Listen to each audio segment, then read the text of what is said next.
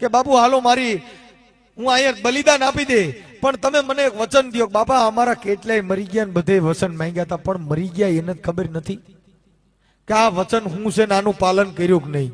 કે જા જા માયા તું કે નહીં જીવતા કરી દઉં જા. કે બાપુ અમારી આગળ કોળિયું વાહન છે, ઝરડું બાંધ્યું છે ને, અને અમે સીમાડા પડ્યા છે ને, અમે ગામમાં લઈ લ્યો, પછી મારી બલી ચડાવો મને વાંધો નથી. ઈ તમને કહું, પાંચમના દિવસે આપણા વીર મેઘમાએ બલિદાન દીધું પાટણની અંદર હોમાણો. પછી આપણે ઘરે મરણ થયું હોય તો આપણે ઢેપલા ને થેપલા ને એવું ખાઈ, કોઈ દી નો ખાઈ.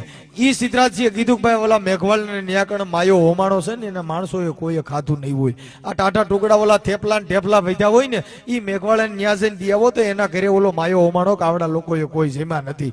એટલે આપણે ઓલા ટાટા થેપલા શેઠ નથી ખાધા ને આપણે ઓલી શીતળાનો કપાસ્યો કોઈ ત્યાં કુલર્યું ચડાવ્યું.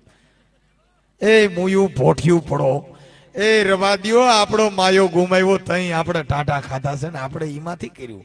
શીતળામાં ટોલા નહીં પડવા દે. આપણા બાપો પછી રૂપિયાનું શેમ્પુ આવ્યા, એ કઈ ટોલો ન પડે.